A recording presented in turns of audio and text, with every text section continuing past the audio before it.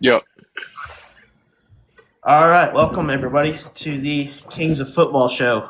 I'm Connor, I'm Jay. What's up? and this is our everything about football show because we usually do. We got two different shows. We got one about the Louisville Kings, specifically just about the Louisville Kings. So if you see there, my background is our Louisville Kings show. Yep, and then this one so you got the red and the blue.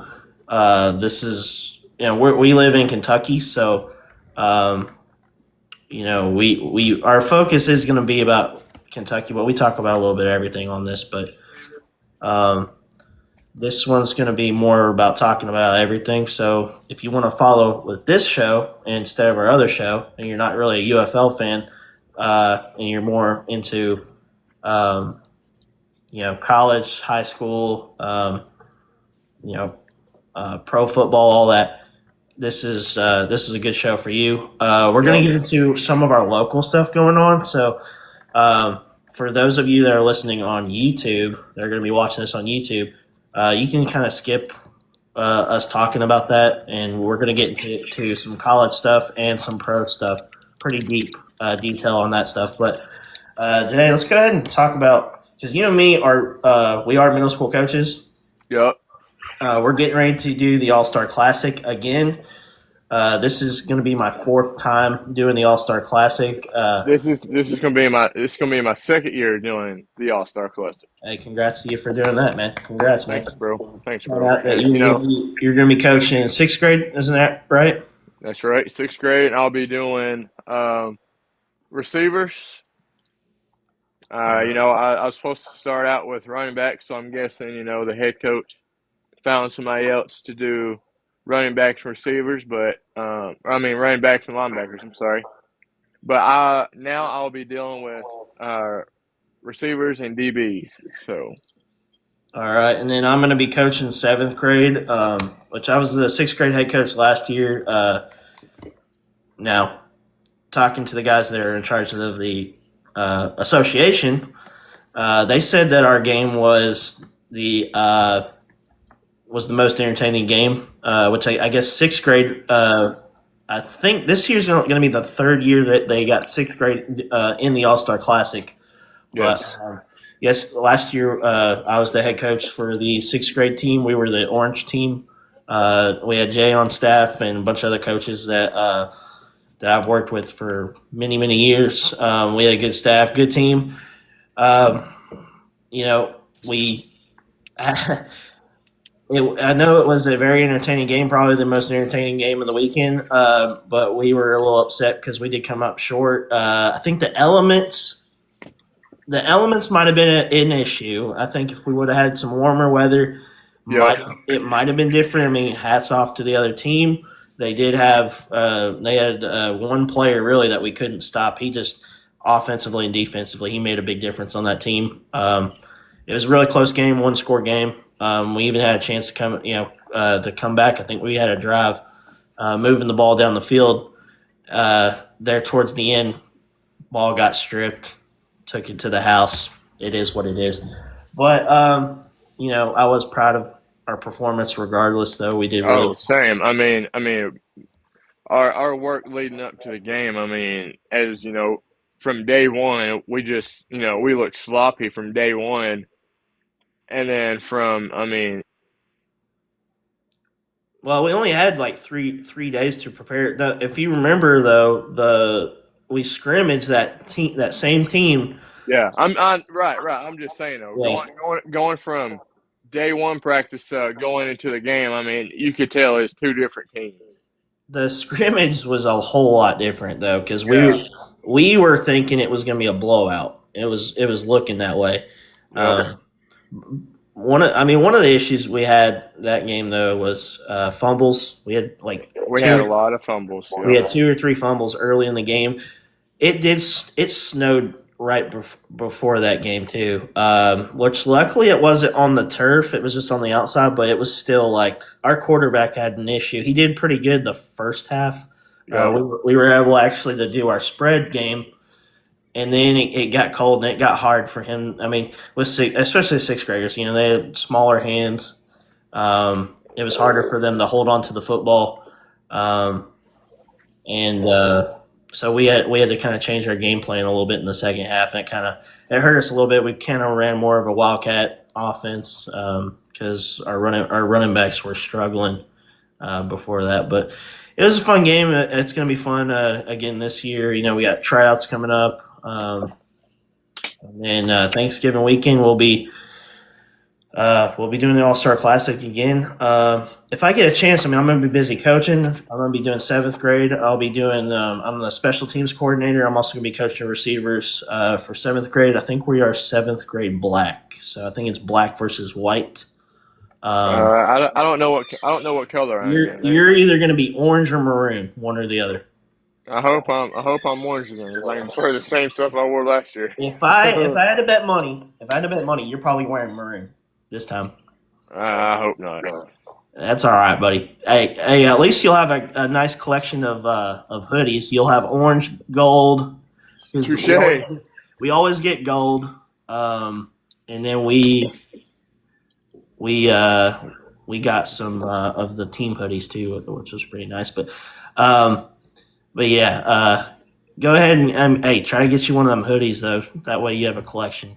Oh, you already know I'm gonna try to get one. Yeah, those hoodies. Actually, I got one over here. Hold on one second. Go ahead and show everybody what's a sweatshirt looks like. But I know it's backwards, but Kentucky Middle School Football Association. So that's the logo.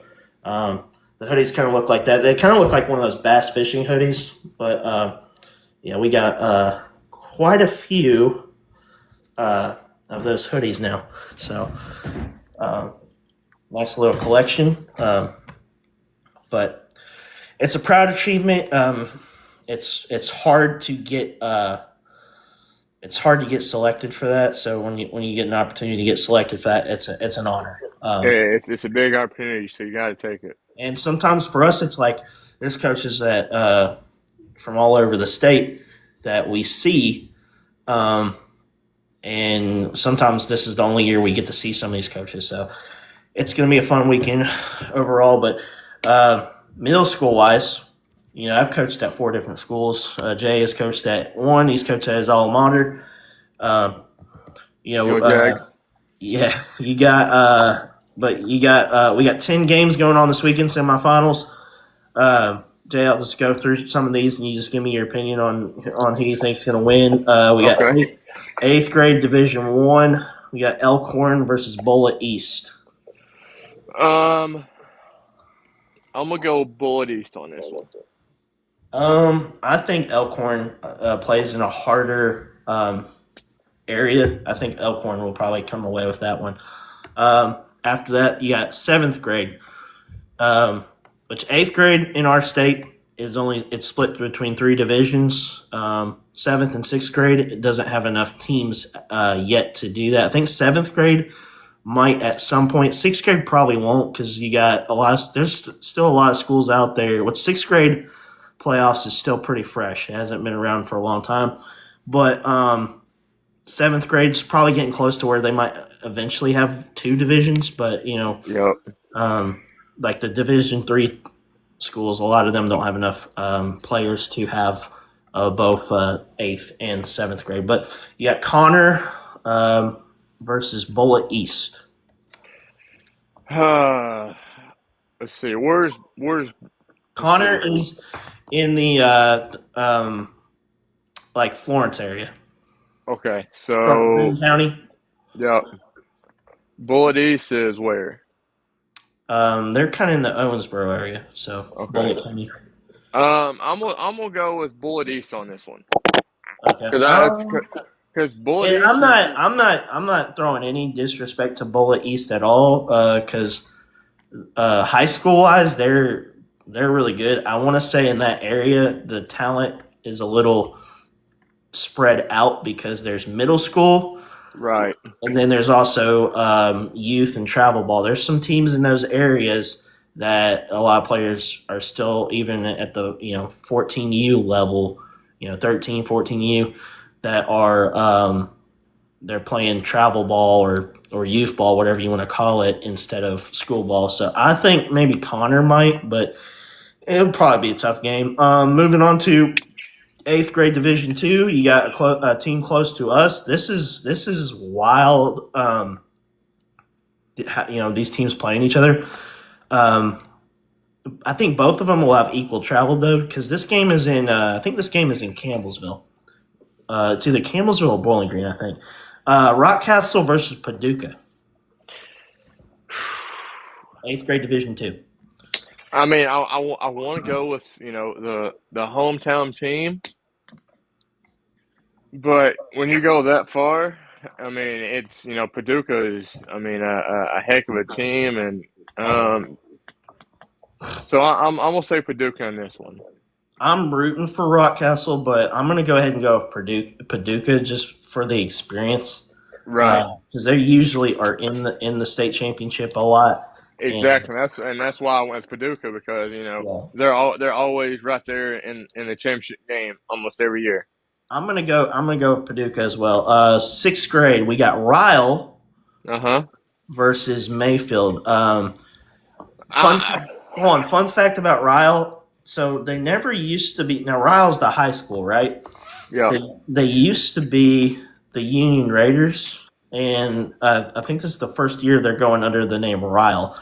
Um, I think the Union there was the Union Raiders, and then there was the Union Jaguars. I thought Union Jaguars fed into Cooper, but I kind of wonder if Ryle or if both of those teams just kind of combined and now it's Ryle. But yeah, Ryle versus Mayfield. um I'm gonna say Mayfield because Mayfield their high school is really well. Yeah.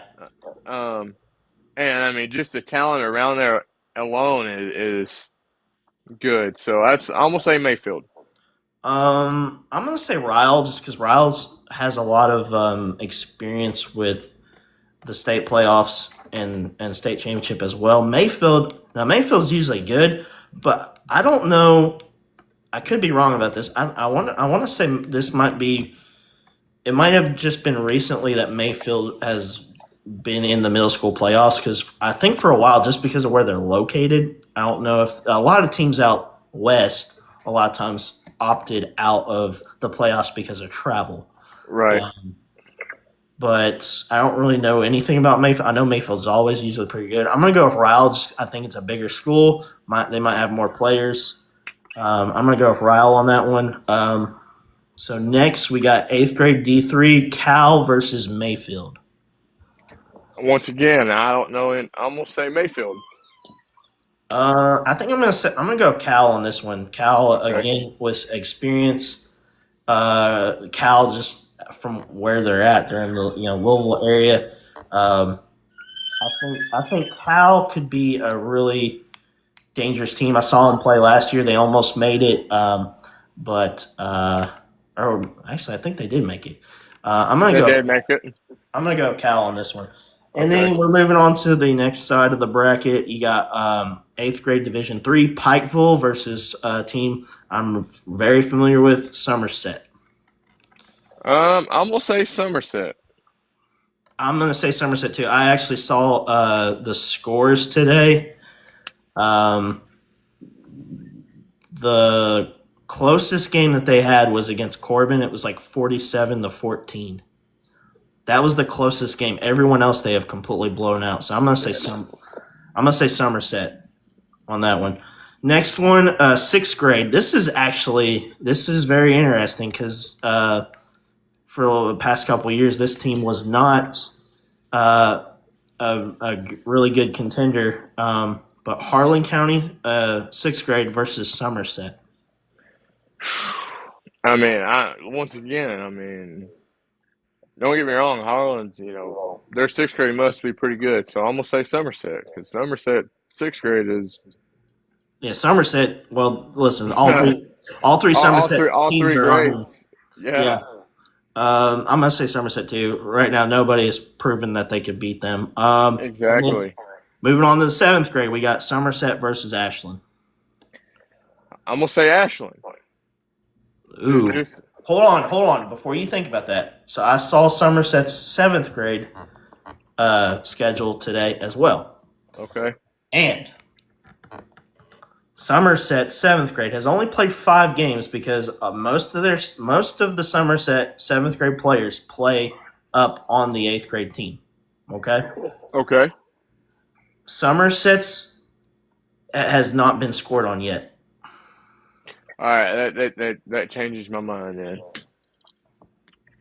Yeah, Uh, Somerset 7th grade has not been scored on.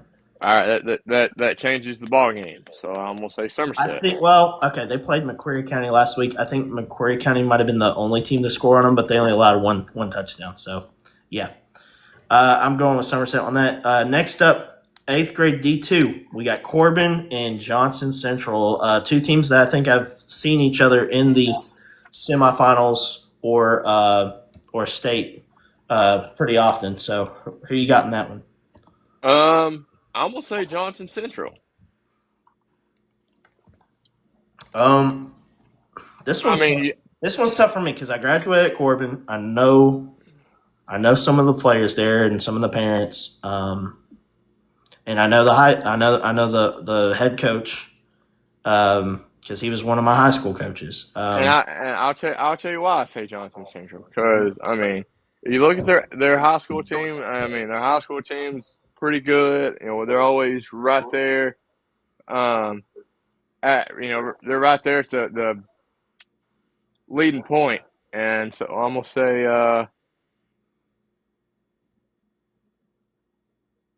Johnson Central. Okay. Um, I could be wrong. I'm gonna go ahead. I'm gonna say Corbin. I'm gonna give him the Okay. chance, but I think it's gonna be close. We got it. We got someone in the comments. Jason asked, "Would you take Chris Paul under 12.5 PRA?" You would know more about this than I would. Chris Paul under 12. Under 12.5. Yes, take it. Okay. All right. Somebody else said, "Have y'all talked about Rock Castle yet?" Yes, we just talked about them. Yeah, they got their 8th grade D2.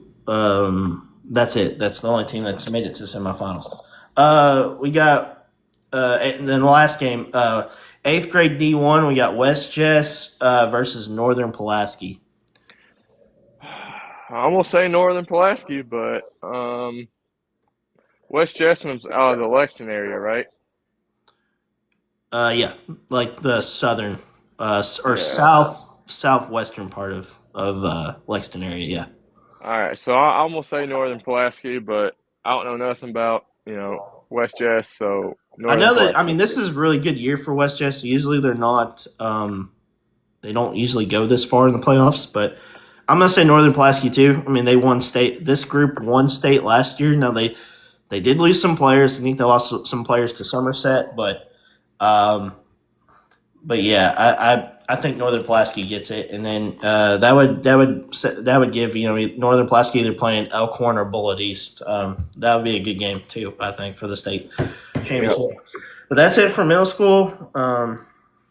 We will talk more about middle school later on. Actually, I have a third idea for a show later on. I might do one just on middle school, talking about my experiences and coaching. Maybe if I can get some coaches to come on and talk to them about their journey as a coach and talk about stuff too. We might do that. I have a name for it picked out. I'll go over that kind of later on once we Yeah. get settled on. But all right, moving on to high school now. We're gonna try to go through this pretty quick because I know some. I mean, we're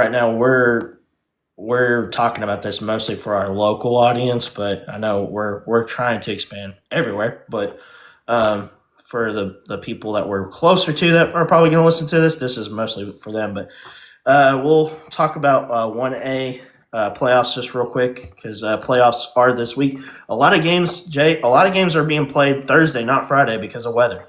I just seen that Yeah. Corbin. You say that Corbin just changed their game.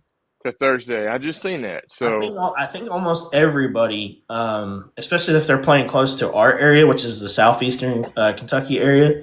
yeah, Most of those teams have moved their games to Thursday. That way, they have good weather for the first round of playoffs. But first off, and some of these are going to be blowouts. Some of these are not yeah, going to be. Um, even close. yeah, we got Harlan at Middlesboro. I think I know who you're going to pick on that. Middlesboro. Yeah, Harlan's been pretty bad this year. Yeah. Pineville, shout out to Coach Sapp, one of our buddies who coaches at Pineville. Pineville has to travel to Hazard. I'm saying, shoot, that's a toss up because Hazard's been good for so long. So Well, I'm gonna say, Hazard has made a little comeback here lately. They haven't been. It's kind of been the right. opposite last, I think, 3 or 4 years. But Hazard's got a lot of previous experience. But yeah, So and that's why I was gonna say Hazard because they've got the experience. But I'm gonna say for my guy Seth, I'm going Pineville on this one. so you think Pineville can get the upset, right? I'm thinking Pineville's getting upset. Pineville does have one of the best running backs in the state right now. Agreed. So I was Statistically. waiting on you to say that. Um, But I'm gonna go with Hazard here. They got the higher seed. They get the better record. They probably have a really good team right now. So I'm gonna go with Hazard on this one. This one we don't really have to even make a pick because it's already been decided. You can. I mean, I heard about the news and you kind of brought it to my attention earlier. Camp was going to travel to Pikeville. Seems to be a pretty common thing every year. Now Camp, we gotta give them a little credit. They had a really good year. They also got one of the best running backs in the state. However, he got hurt last game and was unable to finish out his senior year. I'm really sad for that. Sorry, DJ Wren. Sorry about that, buddy. But Camp apparently had a lot of injuries in the last game against Pineville. And had to forfeit against Pikeville. So now Pikeville gets a Pikeville, bye. Yep. yep. So now Pikeville gets a bye, so they will play the winner between Paintsville and Williamsburg. Williamsburg and Paintsville. So Paintsville has to travel to Williamsburg. This might be the toughest game on that bracket. Who you got on that one? I'm gonna say Williamsburg. I'm gonna give it to the hometown team. I'm gonna give it to Williamsburg. I'm rooting for Williamsburg too. I know some guys from that area. Shout out to Todd Mattingly. That's actually who I'm going to be coaching with at for the All Star Classic. He's the middle school coach there, but I think he helps out the high school too whenever he can. But I got Williamsburg on that.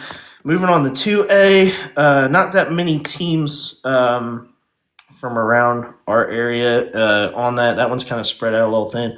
But we got Somerset or Washington County at Somerset. I'm gonna say Somerset. Yeah, I'm gonna say Somerset on that one too. This one's kind of easy too. Jackson County at Beechwood. Beechwood. Yeah, I think Beechwood by a lot, right? Yeah, Beechwood by a lot. And then we got Leslie County at Belfry. I think this one's pretty easy too. Leslie County, baby. I'm going Belfry. I'm going Belfry on that one. All right, moving on to 3A now. This one gets a little bit more interesting. We got Powell at Bell County.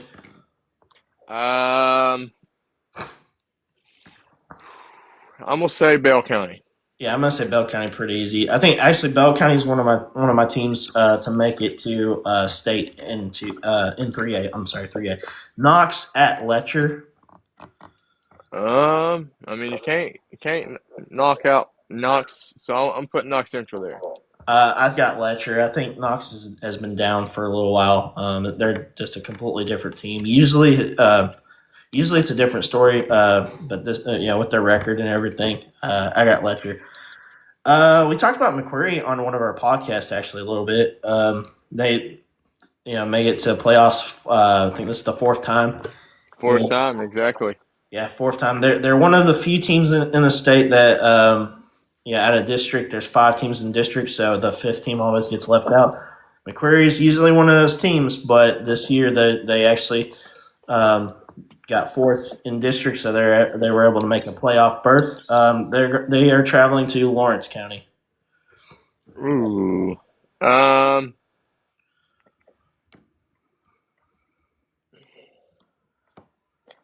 I don't know. You go ahead and pick on this one. I got Lawrence. I mean, McQuarrie's still not. They're still below 500. So I mean, props to them for making the playoffs. But All right. So I'll go pal with this one as well. yeah. Um. Then let's see. Uh, Estill at Rock Castle. I'm gonna say Rock Castle. Yeah, I got Rock Castle on that too. I think Rock You Castle. know, I'm gonna say this. Salute to my coach, my former coach. Now he's at Rock Castle. He's doing big things at Rock Castle. I mean, Rock Castle's looking good right now. Yeah. And this isn't the full. This isn't the full bracket. This is just teams in our area. Right. Because we could do a whole show on the whole playoffs. But all right, moving on to 4A. This one's pretty easy. Whitley at Boyle. Boyle. Yeah, I got Boyle. Boyle will probably win Boyle by a state. lot. Boyle by a Uh, lot. this one might be interesting. Wayne at Harlan County. I'm gonna say Wayne. Um, I would say Wayne. Um, if they didn't have so many injuries this year. But I get Harlan County. Okay. Russell at Corbin. Corbin's not put a lot of points up this year. Russell's No, not that good. well, I'm gonna go. Russell actually hasn't done too bad, but they've done a lot better than previous years. But I'm gonna say Corbin too. I think Corbin. That's what I was going to say. Was Corbin? I think Corbin will have a pretty easy route to the regional, but they'll probably end up seeing Boyle there. Then you got Perry at Lincoln. Harry at Lincoln. I'm gonna say Perry. I'm gonna say Lincoln. Shout out to Coach Rogers at Lincoln County. And let's see, moving on to 5A now. There's only 4 games I got here. Southwestern at West Jessamine. I'm gonna say West Jessamine.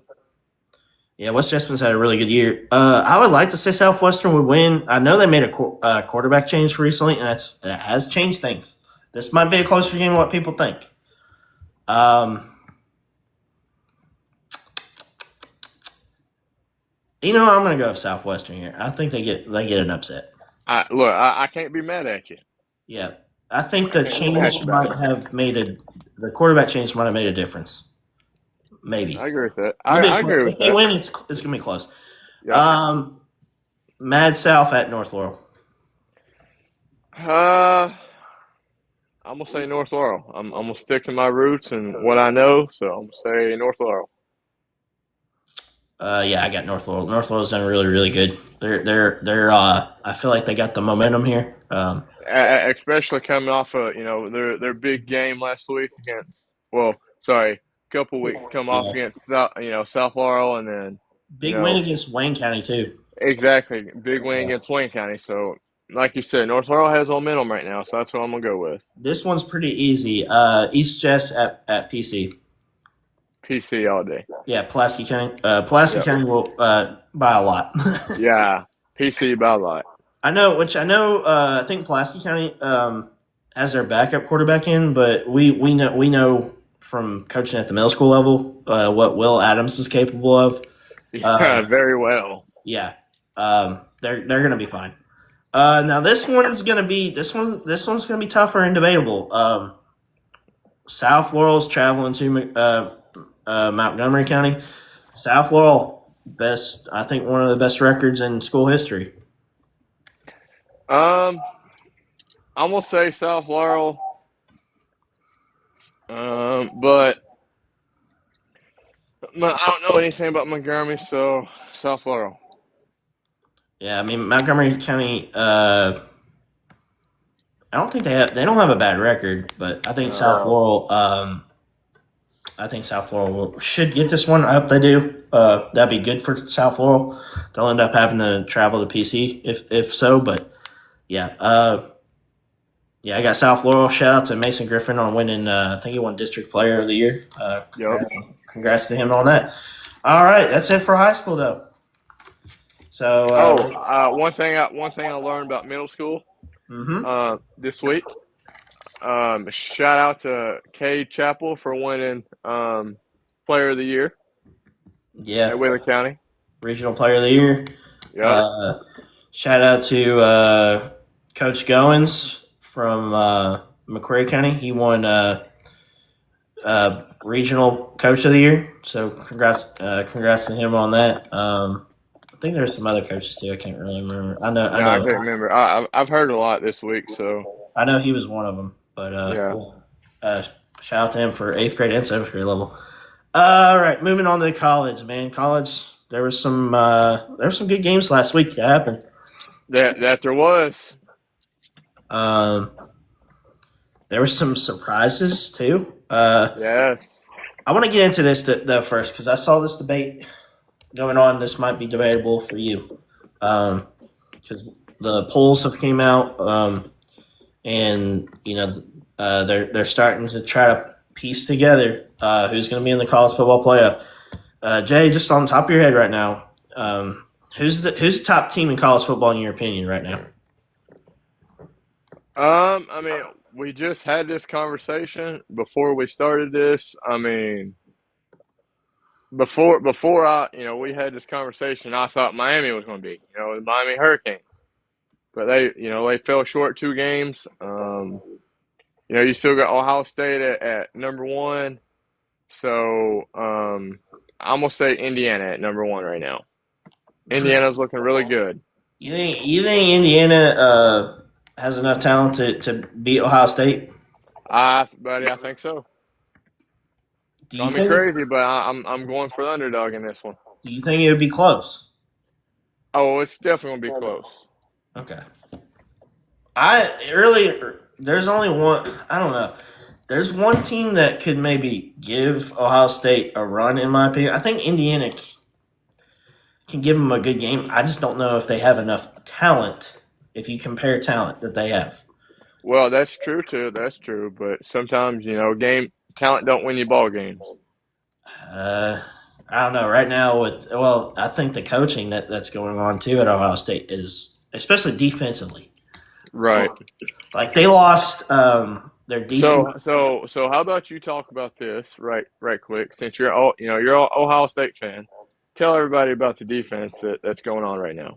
Well, I mean, they lost their defensive coordinator last year to Penn State, and we seen what's going on with Penn State. Like Penn State is not looking good, and that was the game that happened this past week. Ohio State won 38-14 against Penn State. Pretty convincing win. Ohio State ended up picking up Matt Patricia instead, and just in my opinion, now Ohio State has had very similar talent level to what they had last year. If not, you could say it's possibly better. But I think with the coaching that they have right now, they got Matt Patricia. Now, I mean, say what you want about Matt Patricia being a head coach. Defensive coordinator, though, when he was with the Patriots, top notch, man. And I couldn't agree more. what he's done at the college level, I think he might be a step above everyone else, possibly. I think the real test is going to be whenever they play Michigan because they haven't beat Michigan in like 4 years. So, but just from the eye test, and this is not me being a fan. This is just me looking at what they have right now and what they've been able to do. It's tough for me to really convincingly say that there is a bunch of teams out there that will be able to beat these guys. It could happen. But right now, it's not looking likely, And last year, I thought Oregon was the top team, and then Oregon fell apart. But right now, Ohio State just looks like a completely different team compared to everyone else. With what they're able to do, the quarterback right now, like I got the stats pulled up right here right now. So you got Julian Staten, right? Yep. He's got 2,188 passing yards, 23 touchdowns, 3 interceptions. They still got 4 games left. So imagine what the stats are going to look like. So he's got how many yards right now? 2,188. I don't know where he ranks compared to. So So they got 4 games left. So he easily could easily reach 3,000 yards, 4,000 yards. I think it's possible probably over 30 touchdowns. Yeah, He hasn't turned the ball over much. He's only been sacked 3 times. 3 times. 3 times. He's only been sacked. That's crazy. That's crazy stats right there. I know. And then you look at his receivers, man. He's got 2 studs for receivers. Now, all-purpose rushing yards right now. They got kind of a running back committee going on because their highest one is Bo Jackson at 538. He's only got 2 touchdowns on the year. Now, their other one is C.J. Donaldson. Now, these running backs are kind of new. They didn't really get a lot of playing time last year, because you had Travion Henderson. You had who's the guy for the Browns right now? Judkins. Yeah. So you had those 2 guys rotating. Yeah, just interchanging. Yep. And now you got Jackson, Donaldson. They get James Peoples in there. These are some younger guys coming in. Donaldson's got 7 touchdowns now, so he's mostly like in the red zone. That's what they've used him for. But going on to receiving now, they got 2 studs at receivers right now. We all know who Jeremiah Smith is. He's got 725 yards, 9 touchdowns right now. That's insane. Carnell Tate, 711, 7 touchdowns right now. So, and then underneath that, you really don't have anybody really popping out with stats. Now, one person I think that kind of showed up in this Penn State game was Brandon Ionis. I think that's how you say his name. Ionis. Ionis, yeah, something like that. But I think he really showed up in that game. So right now, we'll see what happens with these next 4 games. But they might have, I think, a Stark kind of is getting ready to emerge with the next receiver or the next top target. So you can't sleep on him because no, you really can't. You also got Max Clare, the tight end. I think he mostly does blocking. He's got like 210 yards, 1 touchdown. But it don't matter, man. You got 2 top receivers that are probably going to end up in the NFL and be top guys.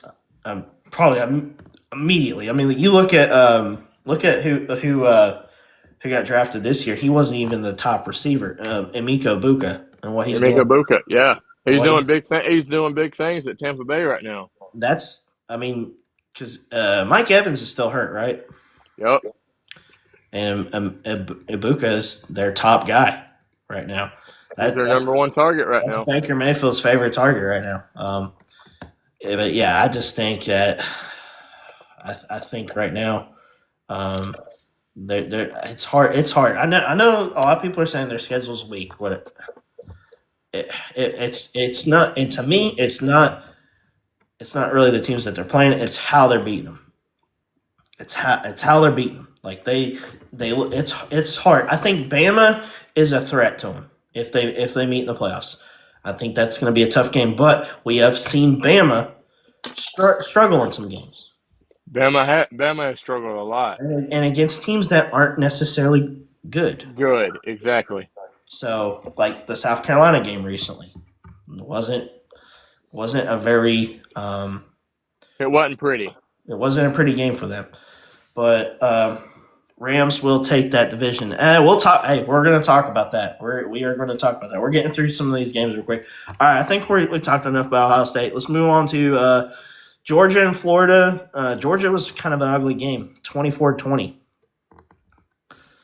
Georgia should have came in and blew Florida out. I think Georgia is going to make it to the playoffs, but they might struggle. Oh yeah, they're 100%. They're going to struggle, but they should have absolutely blew Florida out right now. Last week. They should. I mean, that's one of the teams that I just think they got talent, but I don't think they have as good as talent as years have went past. Yeah. Well, years have went by. Sorry.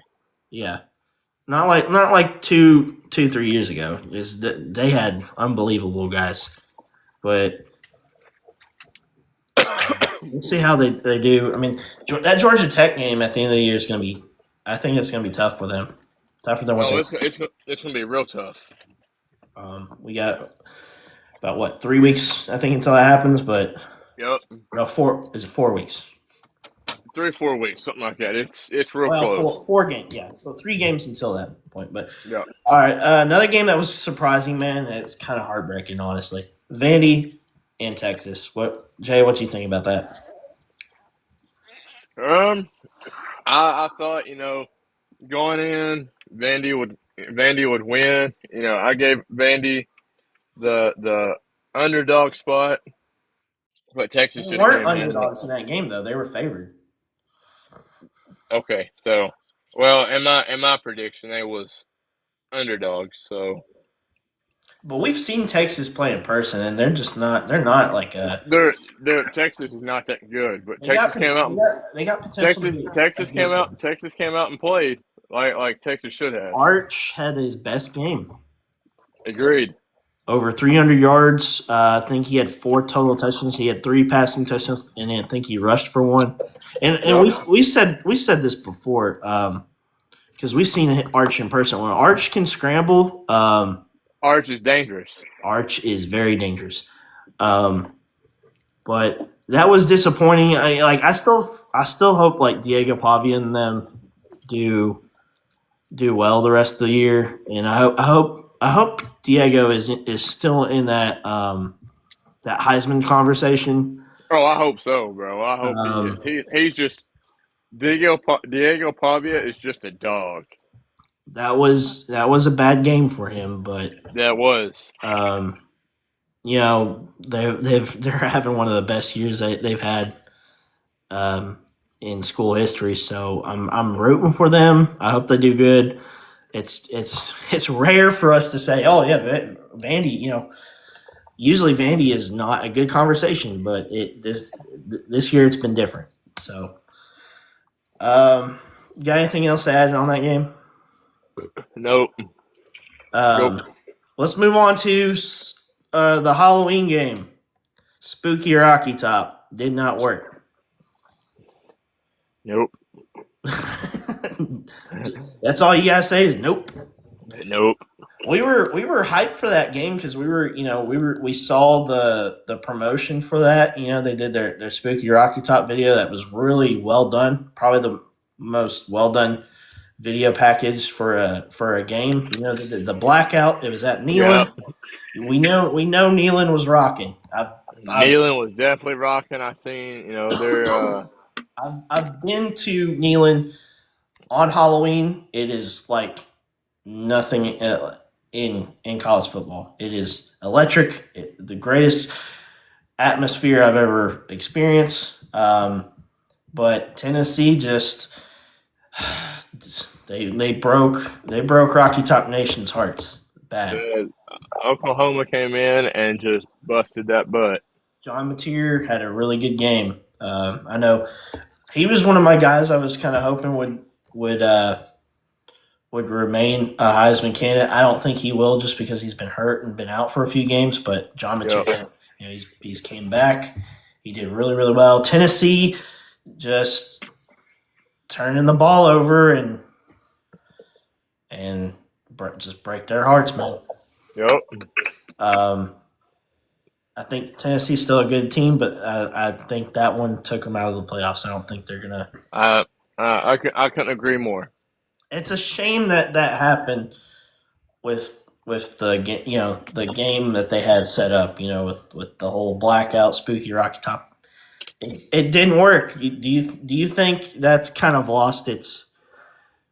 When they do that, it's lost its aura. It's kind of lost its energy. Like, Oh, 100%. Because everybody's more worried about the uniforms and being spooky, spooky Rocky Top, and so it kind of just throws the game off and throws no one's really paying attention. They're just so looking you at the don't black think you uniform. don't think like when they do this again, next year, it's not gonna have the same effect. No. I think it still can, just maybe not like it did. I mean, it depends on like what they bring in to the team in the future, because I think Tennessee has potential to be um, one of the top teams in the SEC. But right now, it seems like it has been a little wide open Yep. like ever since Saban left and Kirby Smart's just kind of losing a little bit of his aura, his power, mystique, whatever you want to call it. But I thought maybe Tennessee was one of those teams that could sneak up there and then remain at the top for a few years, but their Heupel is struggling, and The very well. a lot of it to me, he's always had a great offense. Defensively, he's always struggled. I mean, heck, look at what they did with Kentucky. They allowed Kentucky to score over 30 points. That was the first game Kentucky They've scored. ever scored 30 points. Yeah, and then they Okay, just so speaking of Kentucky, I know we'll get to Kentucky, but well, we'll save that. We'll save that last. We'll save that last. We'll get to them. I got two okay, more games. Do you have anything else to add about Oklahoma and Tennessee? no, Another big surprise.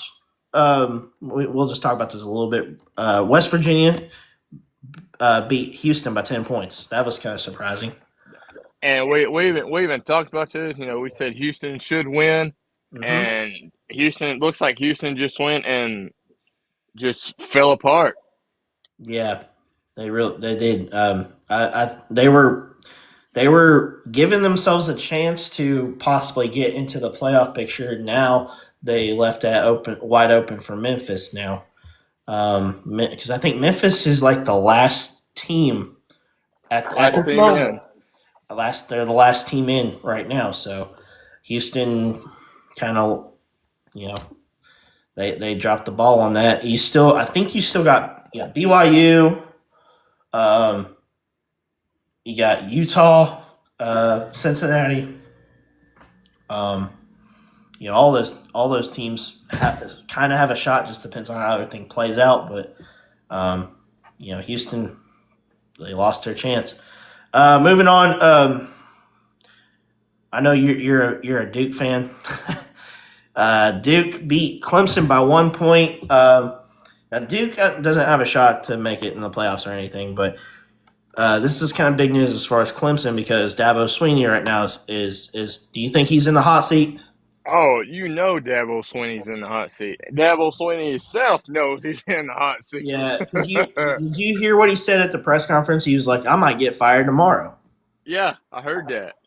Yeah, I mean, if he was going to be fired, it would have happened either Sunday or Monday or early Monday morning. But Yeah, he's I think Clemson's trying to wait till end the year, and then they're gonna get rid of him. and we'll talk more about the coaches firings because I want that to be a topic that we talk about here in a Yeah, second. But in order to get to that, we got to talk about this game because we follow Kentucky a lot, right?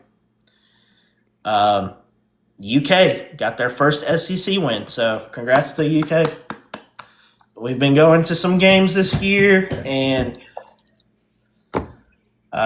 Kentucky traveled to Auburn. Now, Jay, listen to this because I didn't know this.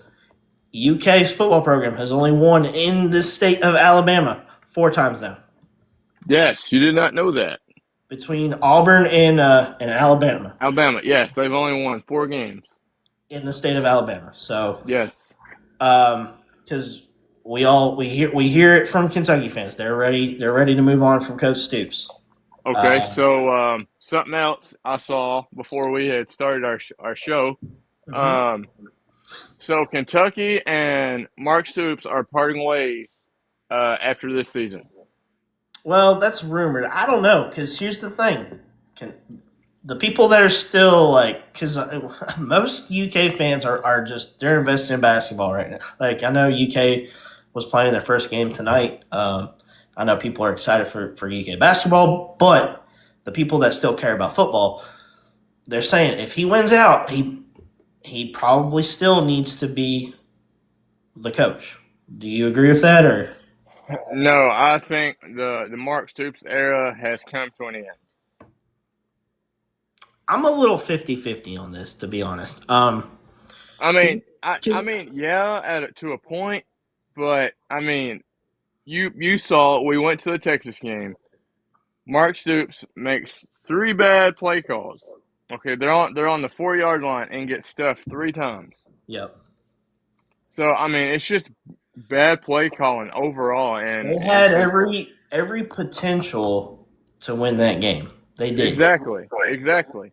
And it's just Mark Stoops. Mark Stoops has to go. I mean, do you think there's potential right now that it could get better for UK from since they got that win, they got that momentum a little bit. It's not Yeah, much it's right. It's not much, but they have a little bit. because they So got Florida coming into town this week, and that's to me that's a winnable game. They got Florida, then they got Tennessee Tech, which Tennessee Tech is 9-0 right now. Tennessee Tech's very good right now. That is going to be that can be a tough game for Kentucky. They should win, but it could be a tough game. But I would say if they beat Florida, if they beat Tennessee Tech, that's they'll be at 5 wins. Okay, then they got to go on the road against Vandy. Loss.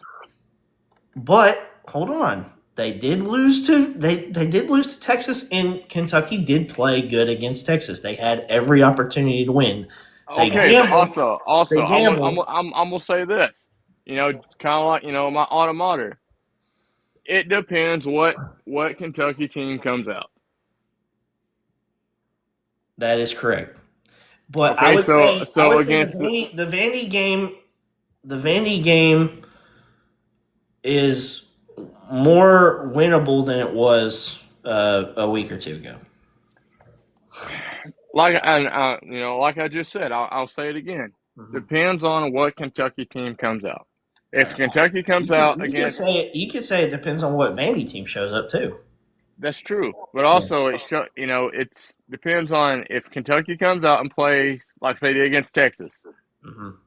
then they got a shot at winning. But if Yeah. they come out and play like they did against, we'll say, uh, Alabama or somebody like that, I mean, they're going to get their butt busted. Yeah, that's true. I'm hoping UK wins against Florida. I think that would be good. Oh, me too. But I just don't, I hope they win, but against Vandy, I just don't see it happening, big dog. And then another thing too, UK usually plays Louisville pretty well at Louisville, so Yep. so And I think that it one, is possible they can win out. It's possible. it's very well possible, but I just don't think they're going to win against Vandy or Texas Tech. Yeah. Now, And did you see some of the stuff coming out this week? Because there were some current coaches that have talked about, because we're talking about Stoops, being bought out or coming to an agreement to leave, all that. There's been a lot of firings. Auburn, for instance, fired Hugh Freeze on Sunday, right after this loss. Here's something funny, Jay. I think you'll get a kick out of this. okay, I heard today on KSR, Hugh Freeze had a tea time. A tea time set up for the through the Auburn Country Club. They canceled his tea time because they fired him Sunday. You ain't golfing today, boy. You're planning on golfing on Monday morning, and they're like, "No, your services are no longer acquired here." That's funny.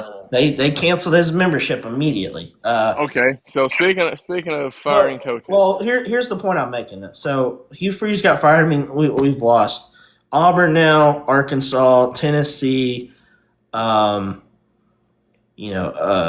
State, UCLA, Penn State, Virginia Tech, Florida.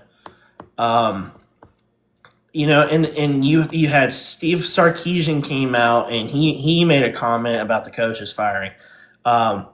Lane Kiffin, did you see his tweet or his post about Stoops? I did not see it. Basically supporting Stoops, saying that in the Stoops era, I mean that's kind of one of the best coaches they've had in a while. But it seems like there's a couple coaches that are kind of questioning, like why not, like Steve Sarkisian said, why not? It's like if you're going to fire him, who are you going to hire? Right. It's like, are you going to hire somebody better than what you have right now? Okay, so I was, doing some research, Mm-hmm. So if Kentucky leaves, or if Kentucky buys out Mark Stoops, okay, that's $38 million, right? Mm-hmm. Okay, so if Mark Stoops leaves Kentucky, he then owes Kentucky $3 million. But Okay, they still owe him. I mean, that's 35 million. He's still getting right. right. But also catch this. So also, if he takes another job, Kentucky does not have to pay him It's the pro- 30. it's probably a similar situation like James Franklin, for instance, because you brought this to my attention because at first I didn't know. It seems like it's likely going to happen, but there's been some outlets out there, and some of them like I don't know if they're credible or not. Right? Right, James Franklin is possibly going to be the new head coach at Virginia Tech. So if that yes, happens, depending on what they pay James Franklin in his contract, Penn State only has to owe him the difference. right. And same as Kentucky. Okay, I Yeah. see what you're saying. I see Yeah. what you're saying. Okay. So, because some people were saying with James Franklin, why don't you just be petty and go get a high school job? But also, I seen, Like, is you that know, in the contract? Like, it doesn't matter what you're doing if you're doing pee wee, if you're doing middle school, high school, whatever. Like, right. Yeah.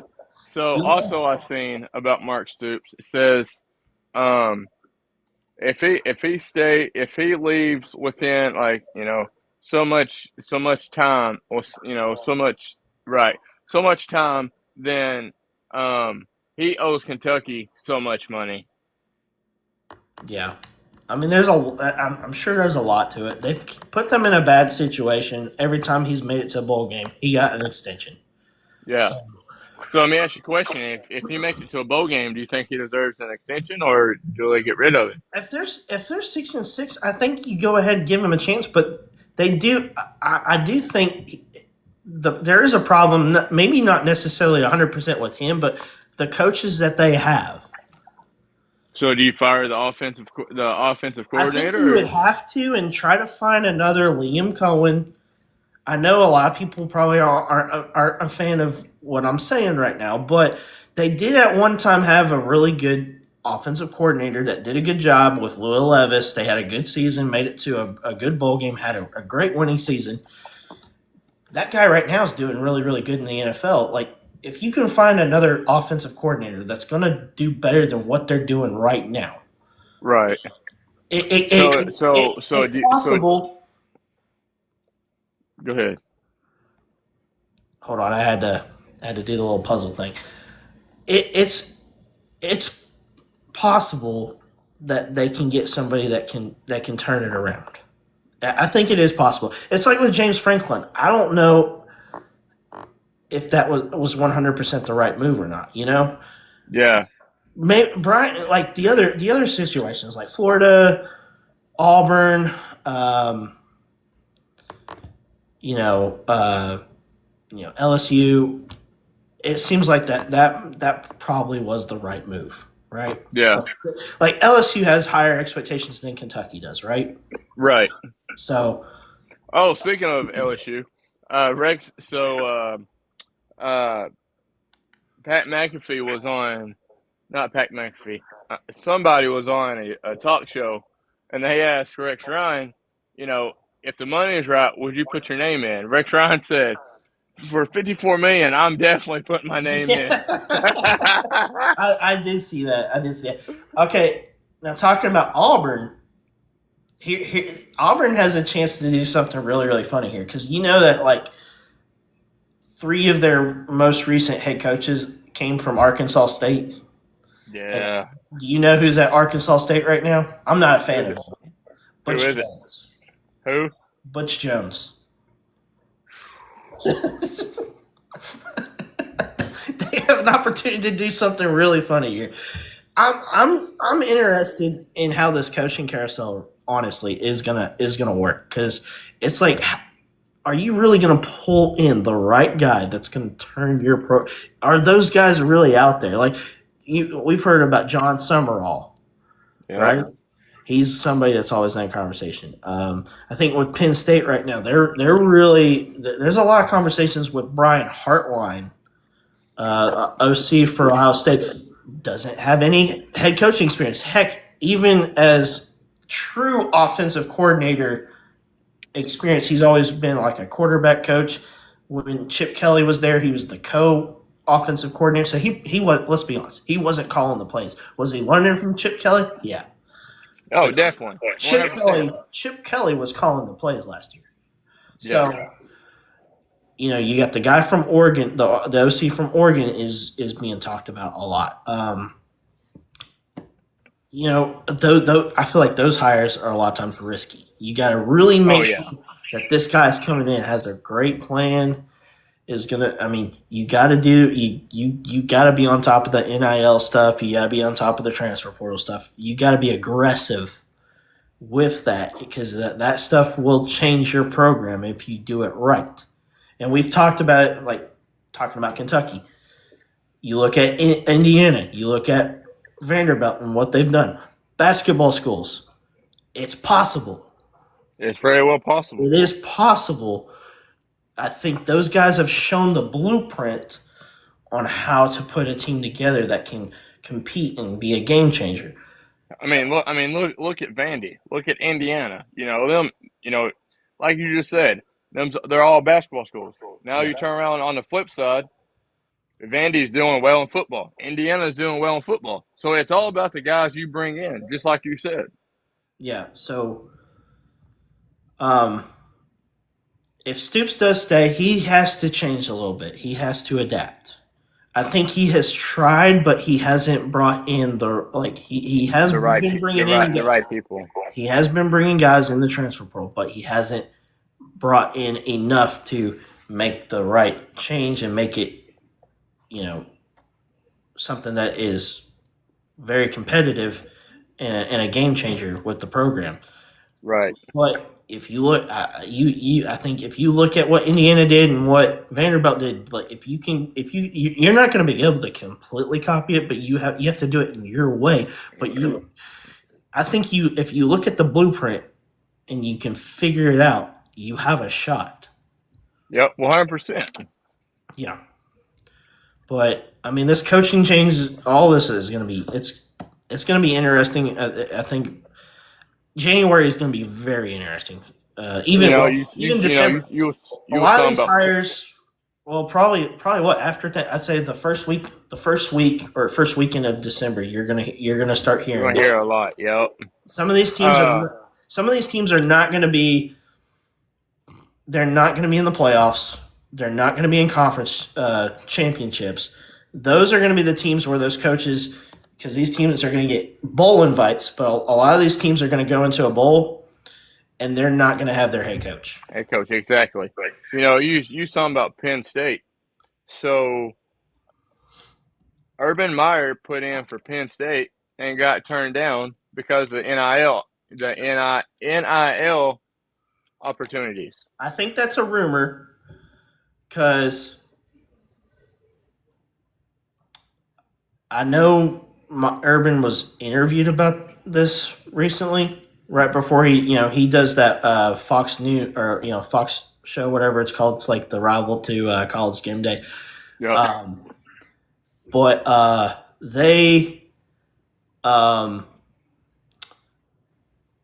interviewed him and he said he's not interested in coaching. So I don't know, what you said could be true and what he said in his interview could be true. I have no idea. In my opinion, Urban Meyer probably doesn't need to come back. Can he come in and change the program and have 100%. But history does repeat itself. Now at Utah, he had great teams at Utah for his stint there. Went to Florida. We've seen what he did at Florida. We saw the documentary. We saw what he was really doing behind the scenes. At Florida, he had health issues, right? Yep. Health issues. Okay. But at Florida, he also at Ohio State. And listen, I was excited whenever he came to Ohio State. But towards the end there, Again, he had health issues, right? It's like he starts at that peak and then it Kind of eventually drops down. eventually Yeah. he hits a cliff, and right there towards the end he was hitting a cliff. He was not, because I mean he did good. Heck, the first college football playoff they won. They won it. The year before that, they weren't bowl eligible because of the whole situation with Jim Trussell, but they were undefeated. If they were bowl eligible, instead of Alabama playing Notre Dame, it would have been Ohio State. Yep, I agree. And Ohio State probably was good enough that year to beat Notre Dame, because the year before with the team that he had, But also, you know the difference. the team that he had went 6-7. But you know the difference between Urban Meyer at Florida and Urban Meyer at Ohio State. What's the difference? Think about it. Okay, you had guys that wanted to come in, guys that bought in, right? And you They just did at had, Ohio State too. but I'm just saying, but you had guys that bought in, and you had guys that believed Urban Meyer could get the job done, and you had guys that were just from Florida and that were just dogs that just wanted to hit somebody or just wanted to play a game of football. And at Ohio State, he was easily, because the talent really, really, if you look at Ohio State recruits itself for the most part, right? Right, right. The year before he took over, it was a bad team. You know, they had an interim coach. They lost some players. There's some players suspended, so it affected the season a lot. But Exactly. but Now he wasn't able. you see my point though. Yeah, but no. Well, here's my point, because he wasn't. I mean, he was able to come in the next year, his first year, and recruit, but the recruiting still didn't take effect until like after that year, because the next year they made it to the playoff. That's when his recruiting started taking effect. Yep. But with what he was able to do that first year he was there, and they weren't bowl eligible, it was very impressive because they won every game. They had similar talent to the year before, which they didn't even finish at over 500. But he had a good enough team and a good enough everything to where, because I saw how Notre Dame was that year. You know, they had Brian Kelly. They would have, it would have been a close game, but they probably would have won the national championship if they were Right. both eligible, because they would have made it to the BCS with their record and everything. But you know, Alabama was there, and they were able to, you know, beat Notre Dame pretty, you know, convincingly. But after that national championship, that's when he hit that cliff, and then He just went downhill from there. you know, he did beat Michigan every year he was there. But, you know, the same problems he had at Florida right before he left showed up. And Yep. I could see that, because I don't think this guy will change. Look at what he did with the Jaguars. That was terrible. That was awful. That was awful, and he really showed what he is like as a coach. That does not work at the NFL level, No. but he's not going to change, really. You know, he might adapt. Yep. He might adapt. I think he would easily adapt with NIL, and you know, I would think he could take advantage of the transfer portal, but he would probably have 2 or 3 really good years and make it to the playoffs and have a good run. But eventually, you're probably going to see the same thing like you saw if you got him in there. You would see the same thing with James Franklin. That's true. So I think Penn State's got to go in a different direction. Drewski wants to get in. Does he? Should we let him in? No, not right now. Not right now. Let's finish this and then we put him in. All right. But you got anything else to add to that? We can get to NFL next.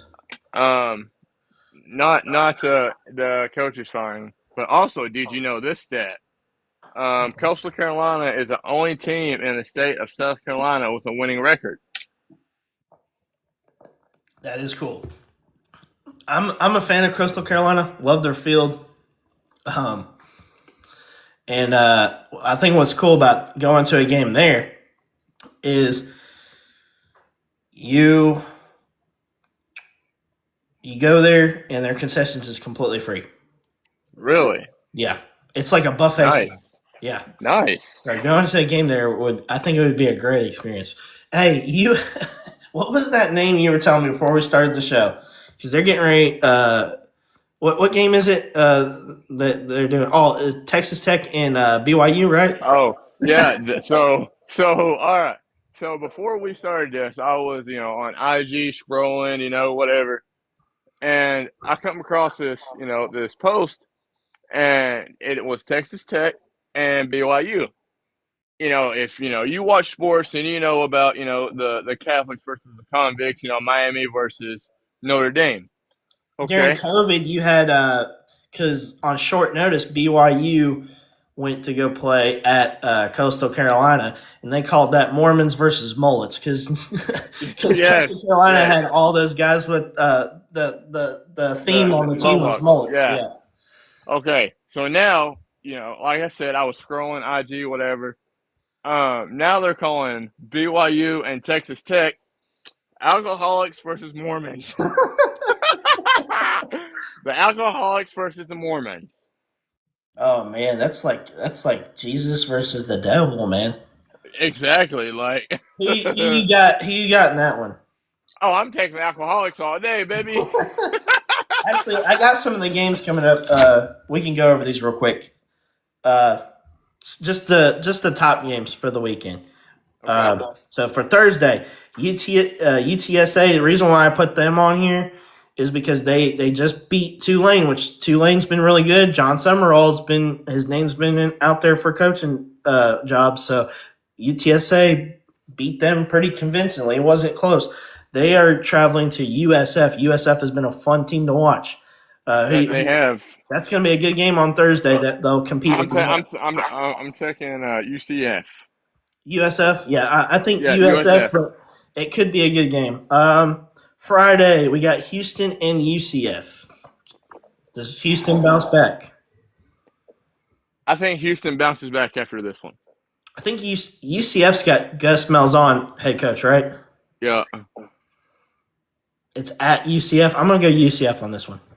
Okay. I'm gonna take Houston on this one. I think after getting beat last week, they're going to come back. That's on Friday. Another Friday matchup. This is gonna be a good one. Tulane at Memphis. I'm gonna say Memphis on this one. I think Memphis, but Tulane possibly could come back, maybe. But Memphis, I hope if Tulane's got quite a few losses, I hope that doesn't affect John Summerall because I think he's a good coach, and some people don't think it will, but it could maybe. All right, It very well could be. all right. The next one I got is your game, and you're calling it Mormons versus alcoholics, right? Yes, and I'm taking the alcoholics. If they have T-shirts, I want one. Oh, definitely. You gotta buy one. Yeah, I want a T-shirt for that. So BYU at Texas Tech. Who you got? BYU is ranked 8. Texas Tech is ranked 9. I don't know what the spread is on that, but I'm taking Texas Tech, baby. I'm taking the alcoholics. I'm gonna take Texas Tech too. I think they've been sneaky good this year. Yep. Yep. Next game. This team. We kind of talked about when we did our last podcast on this subject. Texas A&M has not really been talked about, but I think they've really proved themselves against LSU, and we'll see how LSU does against Alabama. But Texas A&M is at Missouri. People are sleeping on Texas A&M right now. Texas Right A&M now, is right now they're in the SEC championship. If it was this yes. weekend. But like I said, people are sleeping on Texas A&M, and they're sneaky good. So I'm taking Texas A&M. I'm gonna take Texas A&M too. I'm hoping A&M wins out. I know they're gonna be playing Texas at the end of the year. That should be a really good game. Actually, also a really good one. Next up, we can't go without this show without talking about the other team in the Bluegrass State. Cal is traveling to U of L. U of L is ranked. They are. They rank. I can't tell if I got them at 19 or 14. My handwriting's I think I think they're 19. okay, but they're getting close to where they can get into the playoffs. Maybe. Yes. Cal's not a bad team. Who you got in that one? I'm gonna take the Louisville Cardinals on this one. The city team. Same go karts. Another one. This mostly just has to do because Dabo's in the hot seat. FSU's at Clemson. FSU. You said. Yep, at Clemson. I'm taking FSU. Yeah. The Dabo might get fired after this one. Dabo's getting fired after this one. All right, LSU is without a coach now, and they're traveling to Bama. Who you got? Traveling where? To Bama. I'm taking Bama. Yeah, I think Bama will too. I think LSU might surprise people and give them a good game. Maybe give them a scare, and that could hurt Bama. That can, Very well. but we'll see. I still got Bama on that, but it might be close. And then the last one, we got Florida traveling to UK.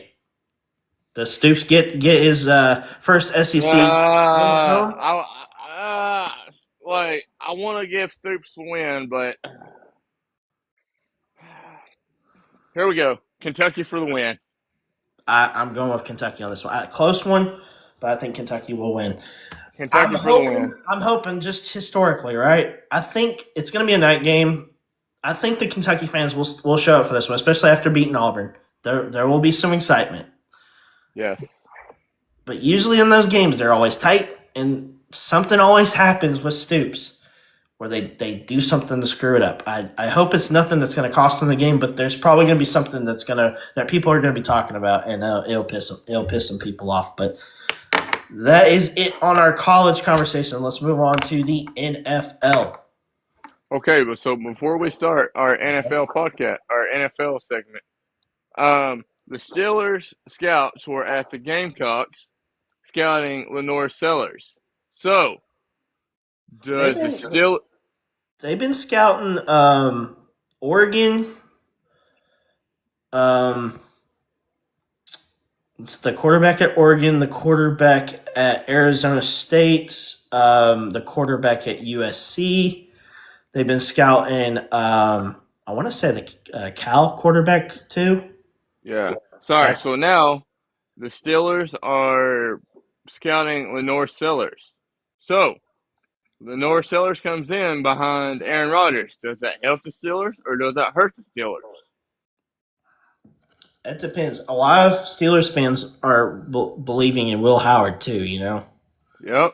I'm a Will Howard fan. I freaking love that guy, especially when he came out of the tunnel against Tennessee last year. You know, he had that shiesty on everything, and you just saw his swagger. There was something about that guy that's like, I didn't think he was going to be with the Steelers, but like, God, I was excited for that because I love that freaking dude, man. I love everything about him. He is exactly like what the Steelers need. I think it's going to take some time, and I think Rodgers will be back next year. I don't think he's going to retire, but I could be wrong. I think next year will be his last year. I think he retires this year. Maybe. I think there's a 50-50 shot he's back. But if he isn't back, because here's the thing, because this is a good transition to the NFL, right? This quarterback class is not that good. Right. I agree. And they are going to have to – I don't know who's going to be available in free agency for quarterbacks. Maybe Kirk Cousins. I don't want Kirk Cousins. I don't. But I think they're going to have to bring somebody in to have a competition between Rudolph, because they like Rudolph, between Rudolph, Will Howard, and then they'll have to bring someone in, whether it's someone in free agency or they draft somebody. But I don't think they're going to, because the draft is in Pittsburgh, right? Right. And but just think about it for a minute. Lenore Sellers, Rudolph, Will Howard. The North Aaron Rodgers. Suns hasn't done enough this year to really impress me to where I'm like, yeah, that's the guy I want. You know Right, right. who But I I'm would just want? You know who I would want? Diego Either Pavia. no, I don't think he fits. Ty Simpson. Give me Ty I, Simpson. I can get behind that. I can get behind I that. could be fine. I think he would fit the culture. Yeah. Give me Ty Simpson. I think he's proven. Um, really, I think they should wait a year, see what happens. All right, moving on to NFL. Our poor Bengals fans, because there's a lot of them around here. There's one I in love it particular, because I'm right? not a Bengals fans. I want to say There, something. there's one This in particular I'm thinking of right now. You know who she is, and she's hating life right Well, now. there's two. Shout out to my sis Sid. I know it's been a hard year for you as a Bengals fan, but golly, they had a chance to win and they just blew it, man. They blew it. They blew it. Bears won 42 or 47 to 42. Now I will talk more about the Bears later. Another one that was surprising, Lions. I've been high on the Lions recently. The Lions are playing good football right now. But they did lose against the Vikings, which here's the thing. It's a when it's divisional, I feel like it doesn't matter what the record is when it comes to divisional. The records are out the door. Yeah, but Vikings did come up with a win. That was surprising. I don't think there's really much really to talk about that. That was just surprising. This one I want to talk about though, because it's another team in that division. The Packers choked at Lambeau and let the Panthers get a late field goal to win the game, 16-13. Now, Jay, here's why I want to bring up this. Why are we bringing this one up? Because it wasn't just surprising, but did you see the touchdown celebration? No, I did not. That Rico had. You didn't. I missed it. What was it? It has to do with the famous skit from Key and Peele, the Hinkle McCringleberry celebration. Oh my Jesus! So Jay, do you know the rule with the Hinkle McCringleberry touchdown celebration? What's the rule? What is the rule? No more than what? No more than what? No more than 3. 3 pumps, right? Right. So Rico, is it Dowdo? I know his first name is Rico. The running back. Yeah. Scored a touchdown, and he did the Hinkle McCringleberry celebration. He did 2 pumps. This has been a debate all week. Ooh. But they still threw a flag. It's gonna happen every time.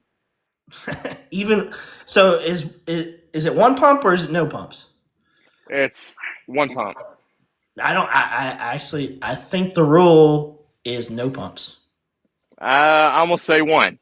So do you think the next time he scores, he should try 1 pump and see it? I think he should try 1 pump and see what happens. I think the coach was a little upset. I think he understands the joke and everything, but I think he was a little upset. He said they got to do better at it, but he didn't answer whether he thought it was, the problem was 2 pumps or what. I think he thought that it was just the touchdown celebration in general. Yeah. But that was a topic of conversation Sunday night and Monday morning.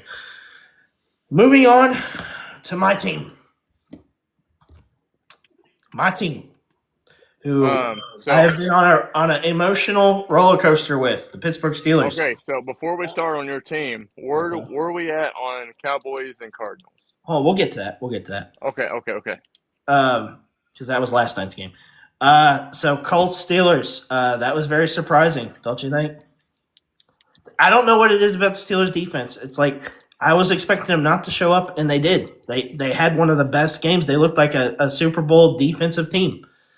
Speaking of the Colts, they also picked up another weapon this afternoon. That possibly will help them. That is kind of because I want to talk about power rankings here because they still have one of the best records in the NFL right now. I think they're going to be a playoff team.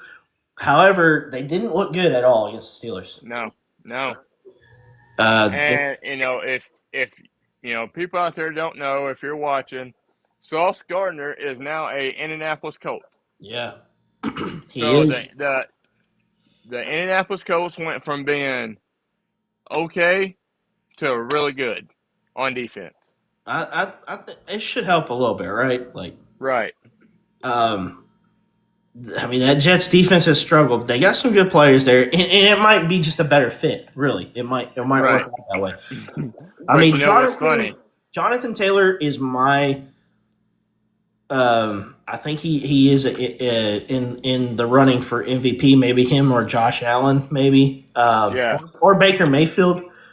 But man, they did not look like a good team. Like they look like a team that could possibly choke in the playoffs. You know. Also, you know what's funny? You're gonna find this funny. I seen this today, and so the Jets have got rid of Russell Wilson, Mm-hmm. Rogers, Yep. Adams, Yep. um, who else Quinn was it? Quinn and Williams today. Yep, Quinn Williams also, and somebody else. So the Jets They're just fans, giving up. the Jets fans right now was like, we're not buying no more jerseys because every time we buy a jersey, you all trade them off. Yep. So I was like, that's got to be in our show. I've got to talk about that for a minute. Yeah. Listen, I was really happy about the Steelers game though. I've thought the offense has been complete different than since before Roethlisberger started. I still don't think the offensive roster is exactly where it needs to be. I'm upset that they didn't make a trade today and get somebody, but Rodgers has made a big difference in that offense. And then Picking up Rogers and DK Metcalf has made a difference, but it's not made a big difference. You know what I'm saying? big enough. Big enough. Right. Yeah. Offensively, like he's looking exactly what I think people were expecting him to look with the Jets. I wish 2 years ago he would have made the decision to get because Pittsburgh wanted him. I don't know how bad they wanted him, but I wish he was with the Jets or with the Steelers 2 years ago instead of going with the Jets. It probably would have been much better. Yeah. Um, Defensively, though, I like the way that they looked. Now they have some injuries in the defensive backfield, which I think has really affected them. But they've made some changes. They pulled in Kyle Duggar. Kyle Duggar made a really good play.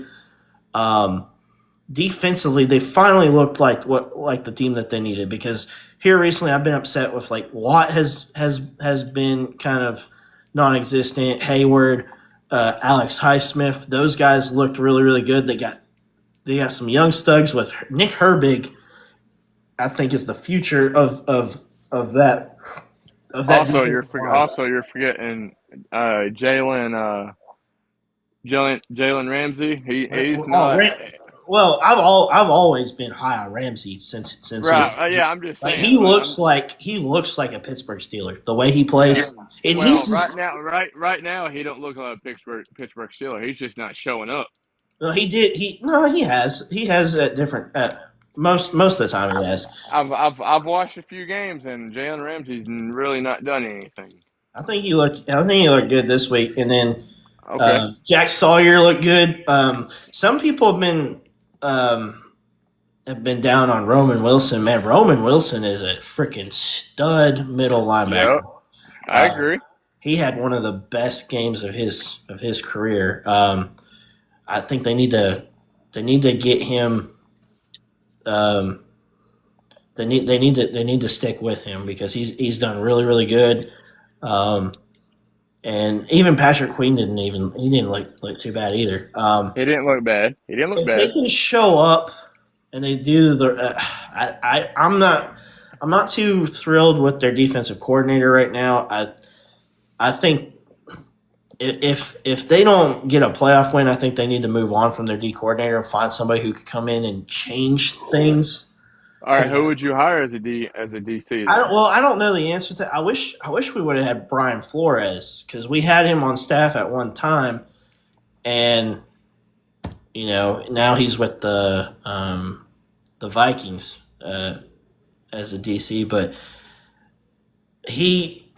I mean, Steelers for years. You've even heard it on the Edelman podcast. He's talked about how they don't really change things. They everyone really knows what they're doing and what they're running. The thing is, in the past they've had just a really good roster that just executes everything well. And here lately, I just don't think they've been consistent at executing what they do. But they don't really disguise anything, so I feel like it's easy for teams to pick them apart. And a Part. lot, Yep, I agree. and a lot of times, Just like we talked about in our, in one of our podcasts, like you just said, they don't disguise nothing. So that's how Tom Brady was able just to pick them apart so easy. yeah. And the good teams, I feel like the good teams a lot of time, and sometimes even the bad teams just have a good game and they're able to do that. Yep. But the thing is, I think it starts with the defensive front. If the defensive front can cause pressure, stop the run, all that good stuff, and that's what they did against the Colts. I mean, they got a lot of sacks. Um, they got a lot of sacks against the Colts, and so the defensive line showed up. If they can do that, they're going to be good because their defensive backfield ain't terrible. But if there's no pressure, and that quarterback has time all day. Like, Oh, he's going to get passes off. yeah, exactly. Um, but I think we're good on that. Next game, Kansas City Buffalo. That was kind of surprising, don't you think? Yes. Buffalo's looking really good right now. They really are. I'm really shocked. Buffalo came away with a win. Josh Allen, man, he's Josh Allen's that guy. and I don't even think he hasn't had a as good of offensive weapons like he has, but man, he can make things work. Before Yeah, they got a good he gets the job done. they got a good running. They got Cook, great running back. That helps. So like the running game definitely helps and it opens up the pass. But Kansas City, what do you think about them? Do you think they're definitely beatable? But do you think they're in trouble this year? Oh, they're definitely in trouble. Definitely in trouble. And we'll get to that because I got the stats here on some of the top teams. And then moving Um, on, I'm gonna say this before we move on. Patty Mahomes, Travis Kelsey, Andy Reid, trouble in paradise. Move on. you think all three of them need to go? Right now, well, from what I seen last week, Travis Kelsey and Andy Reid got into it. They always do, though. I think that But he has pretty common. I think with Travis Kelsey and Taylor Swift getting together, it's caused problems in the locker room, and there's trouble in paradise. I hope you're right because I haven't really been a fan of the Chiefs. I know there's a lot of Chiefs fans out there, but I still think they'll make it to the playoffs. But I think it's that year. It's going to be open up for somebody else to get into the playoffs and make a run for the Super Bowl. But I agree. Then Sunday night you had Seattle and Washington. Seattle looked really good. They won 38-14. Sam Darnold is lighting it up. He's got yes, but my guy, Jaden Daniels got hurt. I've been a fan of Daniels, but yeah, he's hurt again. Yep. They got Marcus Mariota, but I don't think Marcus Mariota can. Marcus Mariota cannot get the job done. He can't make a difference. But no. What do you think about Seattle, man? They look really good. Seattle is looking good right now. Sam Darnold, man, he's. If Sam Darnold had played like this when he was at the Jets, I don't think Sam Darnold was the problem because he looked good with Minnesota last year. Like I was kind of wondering. I was like, okay, was that a fluke year? But then he comes to Seattle, and I mean, he's. I'm just saying, Seattle, the Jets in itself is just trouble. Sam is at least a top 10 quarterback right now. Oh, 100%. But I'm saying, in New York, at the Jets, we all know the Jets suck, right? But what I'm saying is, if Sam Darnold was to play like he did when he in Seattle, like he did for the Jets, I think the Jets they wouldn't have sucked as bad. Does that make sense? Yeah, I think with the Jets in particular, I think it's a reflection of the management and ownership. Right. Like I agree with that as well. like teams like the Browns, the Bengals, you say the Giants. I think it's a big reflection on the ownership. You I just say agree with that. you say the Cowboys. You know, The Cowboys definitely just need to get rid of we Jerry can Jones. get I'm into that sorry. too. Jerry Jones, man, he's really hurting that franchise though, isn't he? He really is. But we'll They get into did. the Cowboys. They Keep going. did pick up two defensive players. We'll see how that helps because the defense has been abysmal here lately. Yep.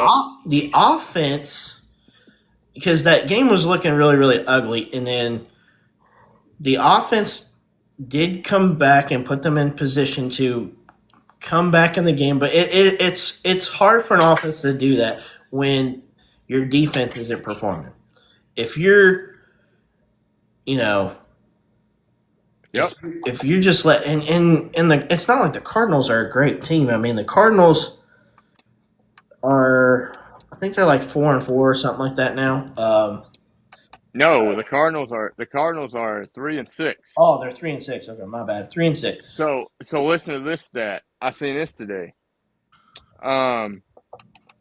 So on Monday Night Football, right?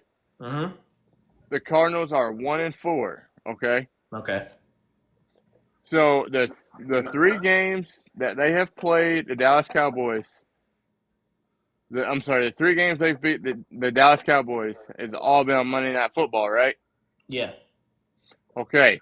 So the three games they have won has been against the Dallas Cowboys. The Oh yeah, I the saw that. I saw that stat. Yeah. yeah. so so as long as the Cardinals are playing Dallas on Monday Night Football, they're winning. They're winning. It Let's go Cards. probably won't happen for another like 4 years or so, but hopefully I'll remember that stat, and then Yeah. I'll place a bet on it or something. But that's funny. Um, but yeah, we'll see. We know how Cowboys fans are. I'm sure Stephen A. Smith was loving. I saw he I was love him, bro. I saw he was at the game. Yeah. And he was up there talking to Jerry. I wish I was a fly on the wall and I heard that conversation. Oh, bro, same. I bet Stephen A's up there talking so much trash to Jerry Jones. Yeah. All right, so I'm gonna go. We're about done here with the show, but so now we're gonna go over some of the top teams right now and what it's looking like. Um, and I want you to Jay. I want you to give me your 5 top teams right now. Um, I haven't decided yet, so I'm gonna look at these and then I'll decide. I have an idea, but I might talk about them and then I might change my mind here. But All right. So you said top five. yeah, but hold on. Let me go Okay. through some of the teams and their record right now. So you got in the AFC East, you got the Patriots and Bills. So Patriots are 7-2, Bills are 6-2. I told you. I think New England might be back, buddy. Then Right. in the AFC North right now, the only team that's looking like a playoff team is Pittsburgh at 5-3. They gotta get some division wins and they gotta get a decent amount of wins in order to come out of this division because I think there's only gonna be one team out of this division right now. Right now, it's looking like them, but it could change. But it's not looking likely any of them might turn it around. Going to the AFC South, you got the Colts at 7-2, and then the Jags are not doing bad, 5-3. Okay. Okay. So then the AFC West, you got Denver 7-2. You got the Chargers at 6-3, and then you still got the Chiefs at 5-4. And then moving on to the NFC side, on the NFC East, there's only one team right now looking like they're going to come out of that division. Philly, 6-2. I think they were on a bye week this week, right? Yep. And then, so here's a division that is wide open right now. Okay, you ready for this, Jay? Mhm. Packers 5-2-1. Ooh. Lions 5-3. Bears, this one's surprising, 5-3. And then Vikings 4-4. Without adding any of these teams to your top five, right now, if you had to pick one, who's coming out of that division right now? I'm gonna say the Lions. I would like to think that the Packers would, especially with them getting Micah Parsons, but I'm going to say Lions too. But Bears are kind of surprising right now. They might have The Bears are playing good football they're right now. 4 wins away from a winning season. When's the last time Bears had a Yeah. winning season? 85. No, didn't Mitchell Trubisky go to the playoffs one time? No. I think he did. We'll have to look it up. I don't think he did. I'm pretty sure he did though. I don't think they did good, but I think he made he brought them to at least one playoff game. So then the NFC South, you got the Bucks 6-2, Panthers 5-4. Yes. So Panthers might sneak in there. I still think the Bucks are pretty good though. And then you get the NFC West. This is crazy. Seahawks 6-2, Rams 6-2, 49ers 6-2. Who do you think's coming out of that division right now? Oh, bro, it's wide open. So I mean, it's really hard to say. So I'm gonna say the Rams right now. Rams are looking good. So all right. So here's my top five. Okay. Okay.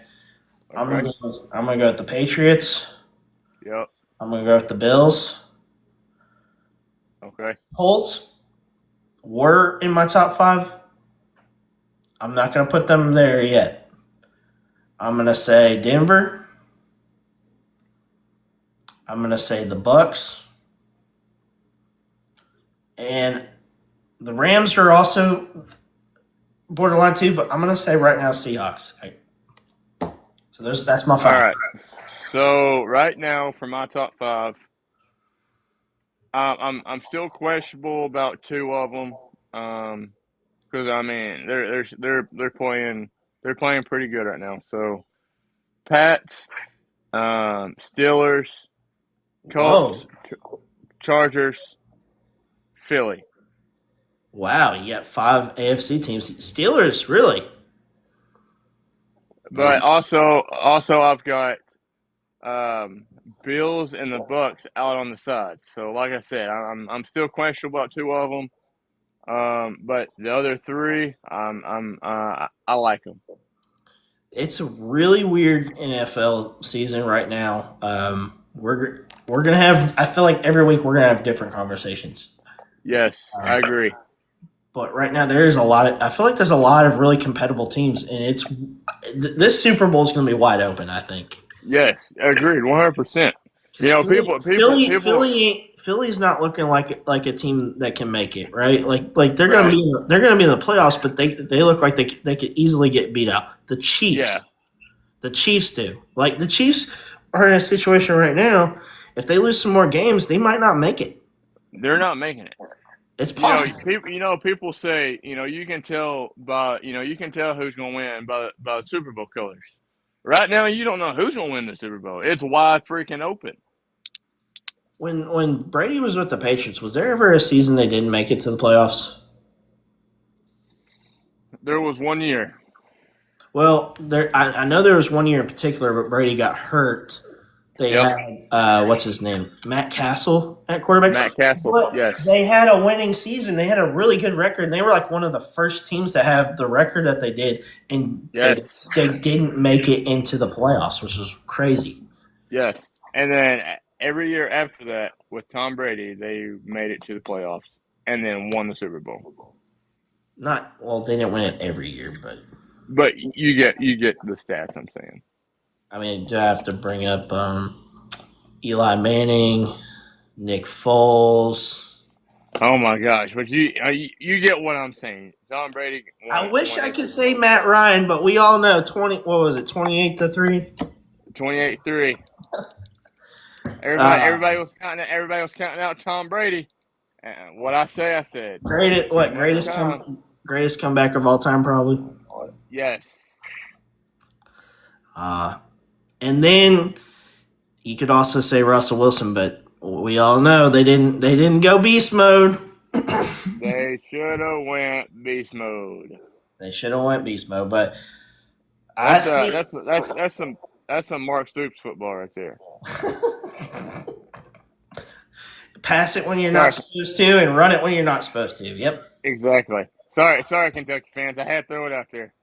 We are what would you say? We're closet Kentucky fans. Yeah. Yeah. Okay. But I think we covered everything, man. Yep. But good show. Good stuff. Good show. I Good, like it. good stuff. But we're gonna do a show like this every week until the end of the season, like Super Bowl. Probably after the Super Bowl would be our last show for this until I would say like free agency probably during the spring. We'll be doing a lot. We'll be doing an episode probably for that. We'll probably do a draft show, I would say. Right? Yep. We would have to do a draft, like a before and after draft show. Maybe actually, I think we should do like a live draft show. Actually, Oh, definitely. Let's do it. I'm down. yeah. But this episode in particular, now we're doing this on TikTok live, but we're going to be posting the recording on YouTube. So most of the people that we are talking to directly right now, it's for you YouTube people. But another thing that we will probably do for our TikTok listeners, I would like to do our show like how me and Jay are doing it. And then later on, we could open up boxes whenever we have a pretty good community coming in. And then we can have you guys come in and just do kind of like a live box chat where people can come in. You can give off your opinions and stuff. We had some people our comments were pretty decent tonight. Yes, it was. We had some people we had some Seahawk fans in here. We had some Rams fans, I think. Some people were wanting to come in and talk about basketball. I know nothing about basketball. Jay's the basketball person, but football is our focus. We are kings of football. But this has been our show. Jay, you got anything else to add? So we're this weekend or in the weekend after. I was talking about middle school football. Mm-hmm. We should start our podcast next weekend while we're doing our All-Star Classic. Maybe not during the All-Star Classic, but probably sometime around it. Yeah, we definitely will. Right, yeah. Absolutely, man. But that's been the show. My name's Connor. My name's Jay. We are Kings of